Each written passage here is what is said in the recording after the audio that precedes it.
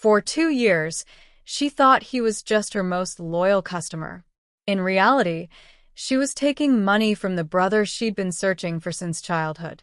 Carmen Valdez had been running Sunshine Kitchen food truck in downtown Phoenix for 3 years when she first noticed him. Every Tuesday and Friday, exactly at 11:47 a.m., the same homeless man would approach her window with a crumpled paper bag full of coins and small bills. He never spoke much beyond ordering, always requested the same meal, chicken and rice with extra beans, and invariably paid with exact change that he counted out carefully, coin by coin, with hands that shook slightly from what Carmen assumed was hunger or addiction. Carmen had grown up in foster care after her parents died in a car accident when she was 8, and she had spent years searching for her younger brother Miguel, who had been placed in a different home when the system separated them. The trauma of losing her family and being split from Miguel had driven Carmen to start her food truck business, hoping to create the kind of welcoming space she had always wished existed during her lonely childhood. She took special pride in treating every customer with dignity, especially those experiencing homelessness.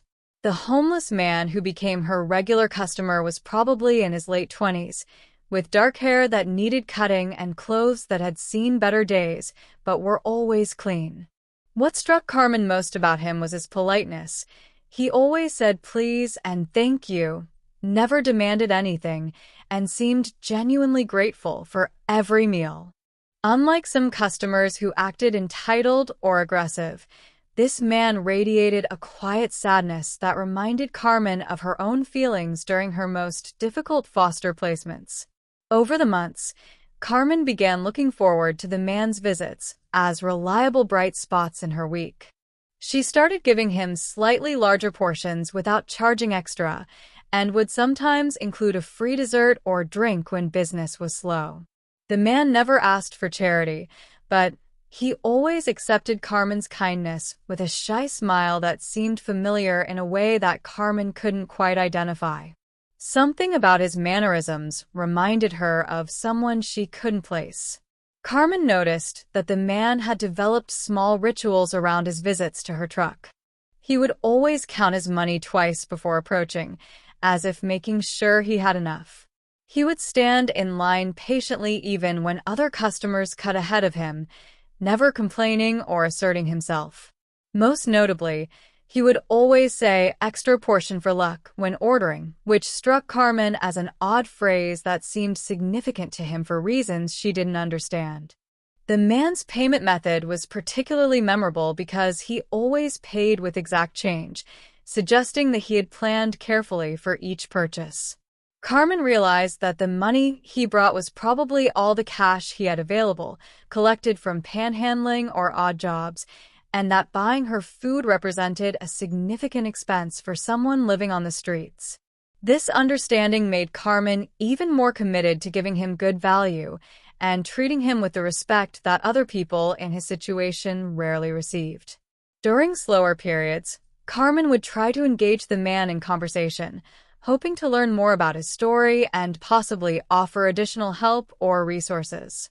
However, he remained quietly polite but distant, sharing very little personal information beyond commenting on the weather or expressing appreciation for the food.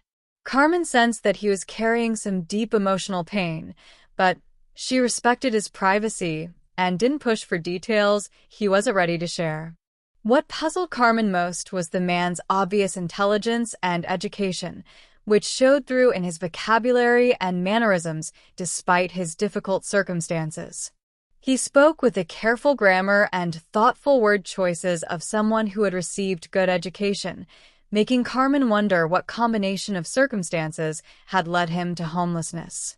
She had seen enough during her own difficult childhood to know that anyone could end up in desperate situations through no fault of their own. Why does he seem so familiar to me? Carmen's curiosity about her regular customer intensified when she noticed that he always carried a small, worn notebook that he would sometimes write in while waiting for his food. The notebook appeared to contain lists or notes, and Carmen occasionally glimpsed him looking at old photographs that he kept tucked between the pages. Something about the way he handled those photographs, with careful reverence, as if they were precious treasures, reminded Carmen of how she treated her own few childhood mementos. The connection Carmen felt to this customer became stronger during a particularly busy Friday when the man waited patiently for over 20 minutes while Carmen dealt with a difficult rush of office workers. When she finally served him, he apologized for taking up her time and thanked her for her patience, despite being the one who had waited. His selflessness and consideration struck Carmen as remarkably similar to qualities she remembered in her younger brother Miguel, who had always been thoughtful and protected despite being several years younger than Carmen. Carmen began paying closer attention to the man's physical features, trying to understand why she felt such a strong sense of recognition. He had dark eyes that seemed to hold deep sadness, and when he smiled, which was rare but genuine, his whole face would light up in a way that triggered distant memories Carmen couldn't quite access. There was something about the shape of his hands and the way he tilted his head when listening that felt achingly familiar. The breakthrough moment came on a rainy Tuesday when the man arrived at Carmen's truck looking more disheveled than usual, with a fresh cut on his forehead and what appeared to be older bruises on his arms. When Carmen expressed concern about his injuries, he brushed off her questions but seemed touched by her caring. As he reached up to take his food from the window, Carmen noticed a distinctive scar on his left wrist, 3 parallel lines that looked like they had been made by broken glass. Carmen's heart stopped as she stared at that scar because she knew exactly how those marks had been made. 20 years ago, her 7-year-old brother Miguel had fallen through a glass door while they were playing in their family home, just months before their parents' fatal accident. Carmen had been the one to rush Miguel to the emergency room, holding his bleeding wrist while he cried. She had stayed with him during the stitches, promising that she would always take care of him and protect him from getting hurt. But if this homeless man was Miguel, why didn't he recognize her?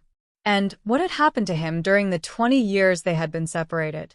Carmen realized that she had been serving food to her lost brother twice a week for 2 years, taking his hard-earned money while he struggled to survive on the streets, completely unaware that the sister who had been searching for him was standing right in front of him. Carmen's hands trembled as she processed the devastating realization that her most loyal customer was Miguel, the brother she had spent 2 decades trying to find. The scar on his wrist was unmistakable, 3 parallel lines from the glass door accident that had happened just months before their world fell apart. Carmen wanted to call out to him immediately, but Miguel had already walked away from the truck, apparently unaware of her recognition. Carmen was left staring after him, overwhelmed by a mixture of joy, heartbreak, and crushing guilt about taking his money while he lived in poverty. Carmen spent the rest of that day unable to focus on work, replaying every interaction she had had with Miguel over the past 2 years. She remembered his careful way of counting coins, his grateful acceptance of extra food, and his consistent politeness despite what must have been desperate circumstances. Most painfully, Carmen realized that Miguel's phrase, "extra portion for luck," had been something they used to say together as children when sharing meals, a family saying that she had forgotten but that Miguel had kept alive through 20 years of separation. The emotional impact of discovering Miguel sent Carmen into a spiral of guilt and self-blame. She had been accepting money from her homeless brother while he struggled to afford basic nutrition, never recognizing the family member she claimed to be searching for. Carmen understood that Miguel's changed appearance, caused by years of hardship and survival, had prevented her from seeing past his circumstances to the little boy she remembered. The weight of this failure made Carmen question everything she thought she knew about herself and her capacity to care for others. Carmen's immediate impulse was to find Miguel and reveal her identity, but she hesitated because she didn't understand why he hadn't recognized her. Carmen wondered if Miguel's lack of recognition was intentional, Perhaps he had known who she was all along, but had chosen not to acknowledge their relationship for reasons Carmen couldn't imagine. Alternatively, Miguel might have suffered trauma or mental health issues that affected his memory, making reunion more complicated than Carmen initially hoped. Carmen decided to observe Miguel more carefully during his next visit, looking for signs of recognition or awareness that might indicate his emotional state and readiness for reunion. When Friday arrived, Carmen watched Miguel approach her truck with new eyes, noticing details that she had previously overlooked. Miguel's clothing, while worn and patched, was meticulously clean. His hair was neatly combed despite obvious attempts to cut it himself. Most significantly, Miguel carried himself with dignity and quiet pride that reminded Carmen powerfully of their mother. During Miguel's Friday visit, Carmen tried subtle approaches to test his recognition and memory.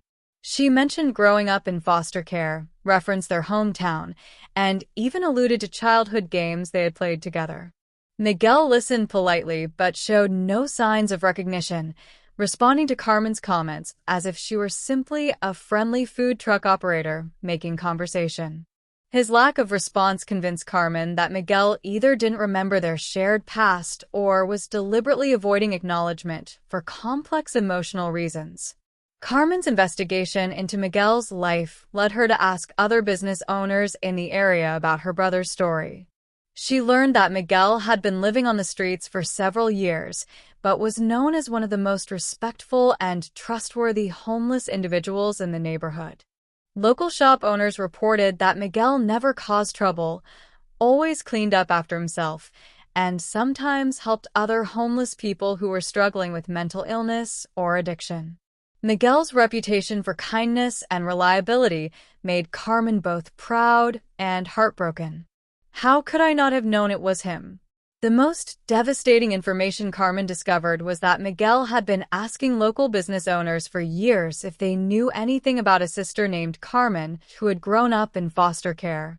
Miguel had been actively searching for her while patronizing her food truck twice weekly, apparently unable to connect the Carmen he was seeking with the Carmen who served his meals. This parallel search, both siblings looking for each other while interacting regularly, represented a tragedy of missed connections that felt impossibly cruel. Carmen learned from a social worker who knew Miguel that he suffered from partial amnesia caused by a traumatic brain injury he had sustained during a violent assault several years earlier. The injury had affected Miguel's facial recognition abilities and his access to some childhood memories, explaining why he couldn't identify Carmen despite their regular interactions. Miguel knew he had a sister named Carmen and remembered some general facts about their childhood, but he couldn't connect those memories to specific faces or current relationships. The social worker also revealed that Miguel had been carrying childhood photographs for years, including pictures of Carmen that he had somehow preserved through his various living situations. Miguel would show these photos to people while asking about his sister, apparently unaware that one of those people was Carmen herself. This information helped Carmen understand that Miguel's search for her was genuine and ongoing, but that his cognitive limitations prevented him from recognizing her standing right in front of him. Carmen faced a complex decision about how to approach reunion with Miguel given his memory issues and vulnerable circumstances. Simply announcing her identity might cause Miguel confusion, disbelief, or emotional distress that could be harmful given his current stability. Carmen also worried that Miguel might feel embarrassed or ashamed about his circumstances if he realized that his sister had been witnessing his poverty and accepting his money without helping him more substantially. Carmen consulted with Miguel's social worker about the best approach for revealing her identity and potentially helping Miguel transition to better living circumstances. The social worker advised Carmen to approach the situation gradually and sensitively, understanding that Miguel's brain injury meant that reunion might not result in the immediate emotional connection that Carmen hoped for. Miguel might need time and support to process the relationship and rebuild their sibling bond. Carmen decided to begin by taking photos of Miguel during his next visit, planning to compare them with the childhood pictures she had kept to confirm her identification beyond any doubt.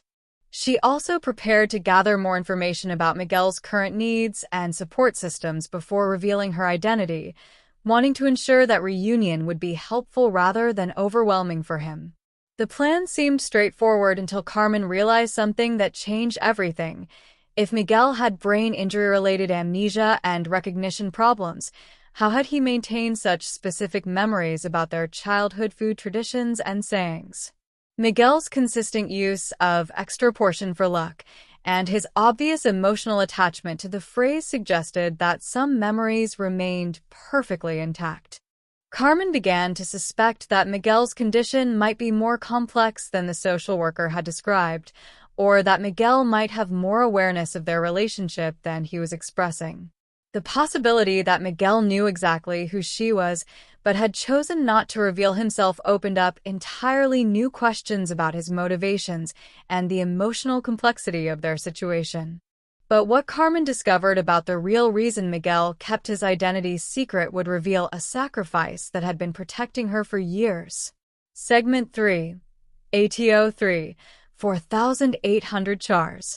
Carmen's decision to approach Miguel directly came during his next Tuesday visit, when she decided to show him one of her own childhood photographs, a picture of them together taken just weeks before their parents' death. Carmen slid the photo across the counter with Miguel's food, watching his face carefully for any sign of recognition. Miguel stared at the photograph for a long moment, his expression shifting from confusion to shock to something that looked like relief, mixed with profound sadness. "I've been waiting for you to remember," Miguel said quietly, looking up at Carmen with tears in his eyes. "I knew it was you from the first day I came here, but I didn't think you recognized me. I've been coming here for 2 years, hoping that eventually you would see who I was." Miguel's confession shattered Carmen's understanding of their entire relationship. He had known her identity all along and had been deliberately maintaining the pretense of being just another customer. Miguel explained that he had found Carmen's food truck while researching her background as part of his ongoing search for his sister. When he realized that the Carmen who owned Sunshine Kitchen was the sister he had been seeking, Miguel had been overwhelmed with joy, but also with shame about his circumstances. Miguel didn't want their reunion to be defined by his homelessness and struggles, so he had decided to become a regular customer while figuring out how to approach their relationship appropriately. The real reason for Miguel's deception was even more heartbreaking than Carmen had imagined. Miguel revealed that he had been deliberately keeping his distance because he was being stalked by dangerous people connected to the violent assault that had caused his brain injury. Miguel had witnessed a serious crime several years earlier and had been targeted for elimination by people who wanted to silence him. Living on the streets and maintaining a low profile was Miguel's strategy for staying alive while protecting anyone associated with him.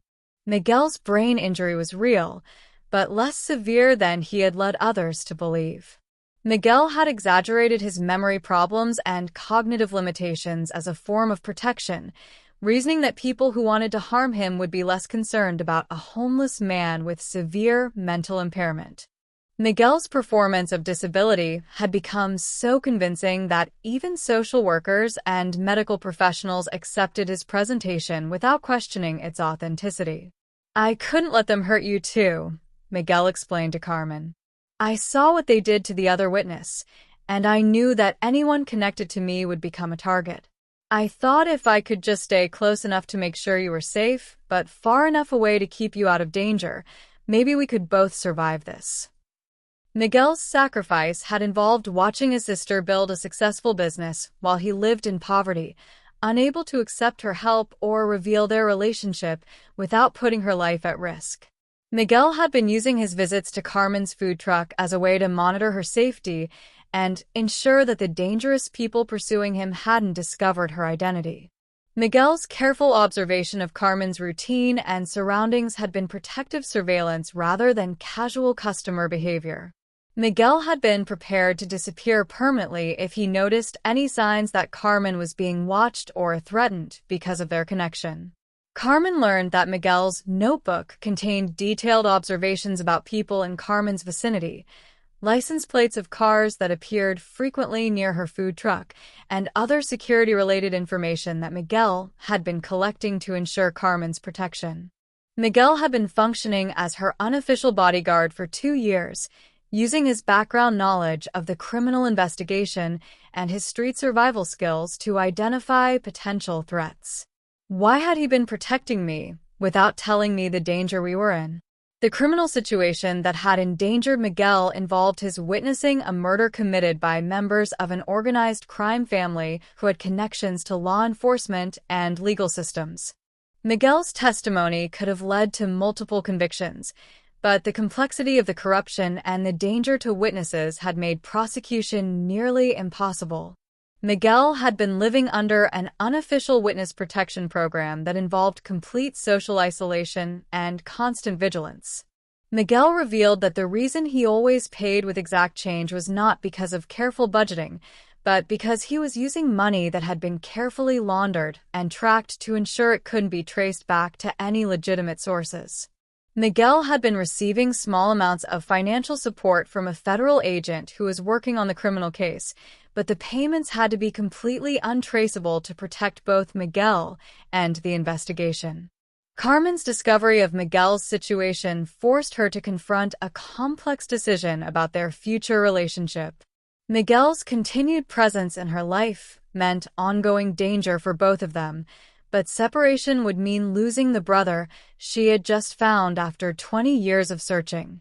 Miguel was prepared to disappear again to protect Carmen, but Carmen refused to accept that their reunion had to end in another separation.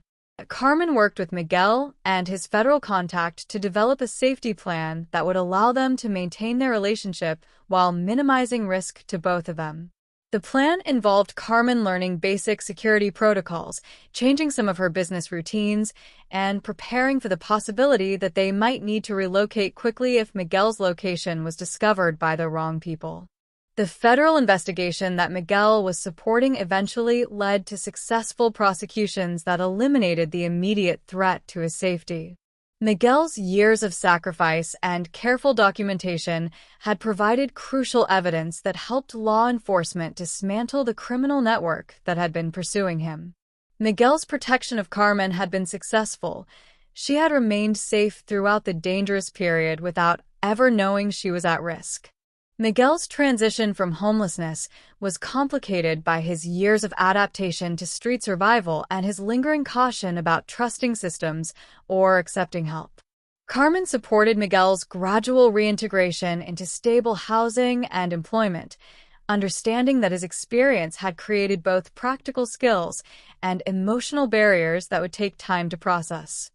The reunion between Carmen and Miguel ultimately strengthened both of them, with Carmen gaining a deeper understanding of sacrifice and protection, while Miguel learned that accepting help and maintaining relationships didn't have to compromise safety or independence. Their shared experience of loss, separation, and reunion created a bond that was deeper than their childhood relationship had been.